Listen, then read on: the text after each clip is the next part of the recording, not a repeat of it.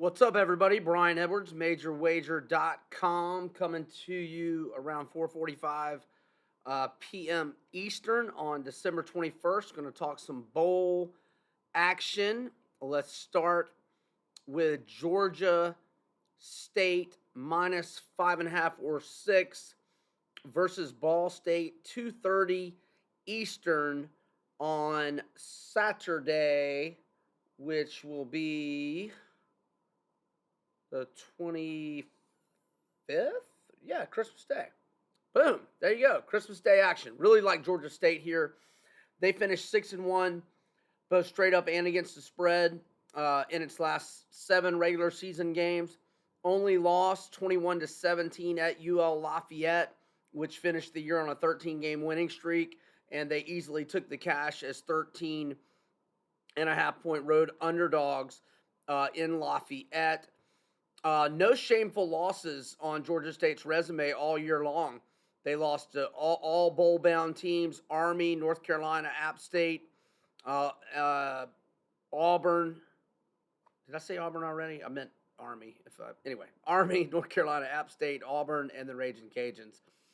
Georgia State has been a single-digit favorite 4 times, 3-1 against the spread during this 7-game surge, 6-1.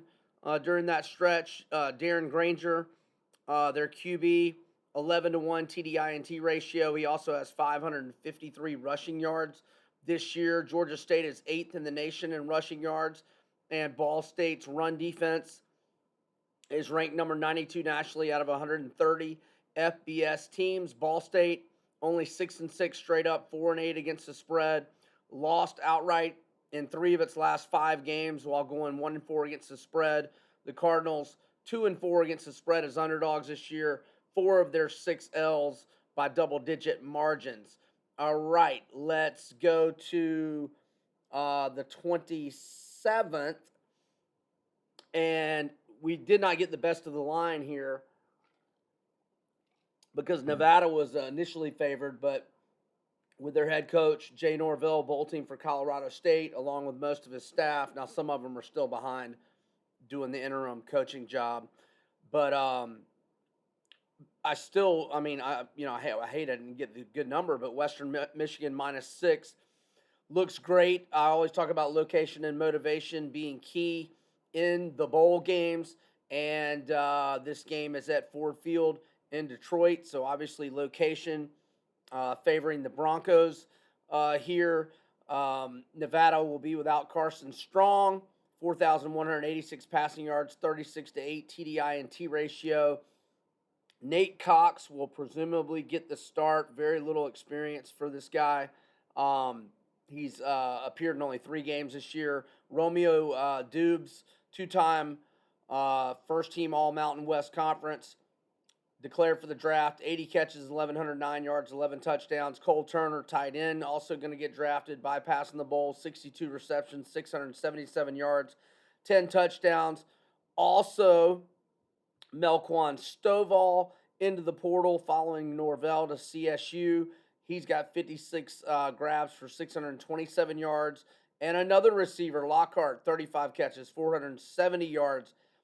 He is also out, and their second-team All-Mountain West Conference linebacker, Dayon Henley, he is out as well. Team-high 94 tackles, 4 interceptions, 1 pick six, 3 fumble recoveries, 1 scoop and score, 4 passes broken up, and 3 TFLs.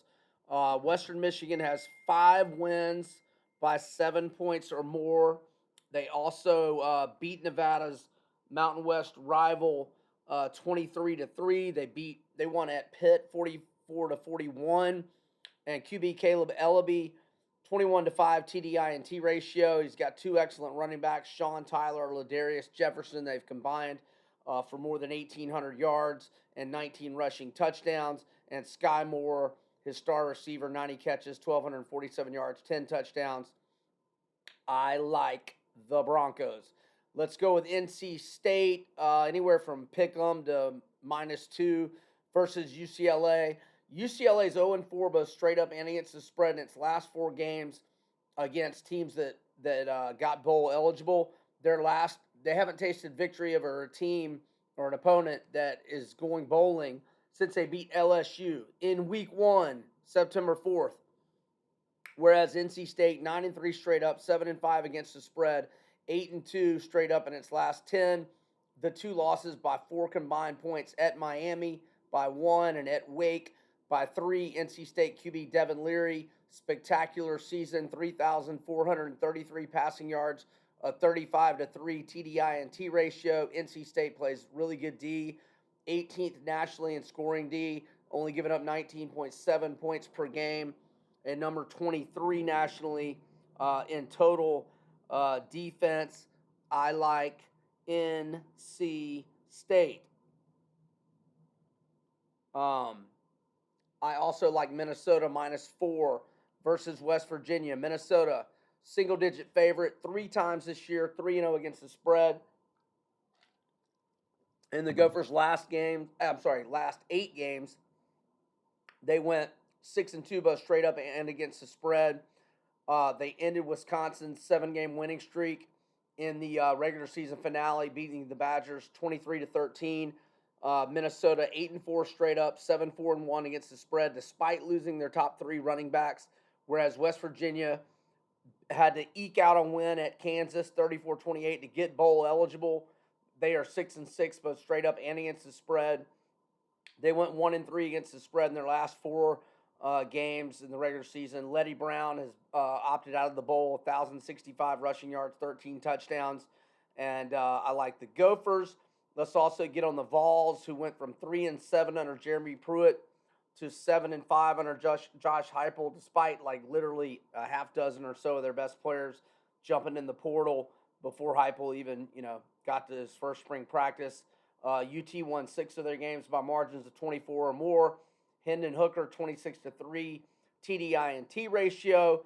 Total home game in Nashville, but the biggest part of this handicap, Purdue's best players by far, 2 of them, David Bell and George Karlaftis, are out.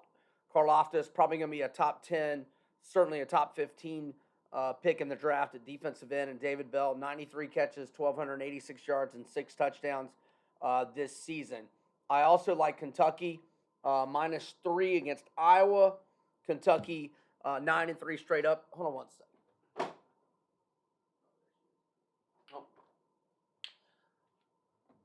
I've got company. So Kentucky and Ole Miss are my last 2 plays. Sam Williams and Matt Corral. Come on in. Sam Williams and Matt Corral are playing. Ole Miss's only losses at Bama and at Auburn. They'll beat Baylor. Iowa's offense deplorable. Tyler Goodson out. Wan'Dale Robinson, Chris Rodriguez, Kentucky. Brian Edwards, MajorWager.com. Over and out.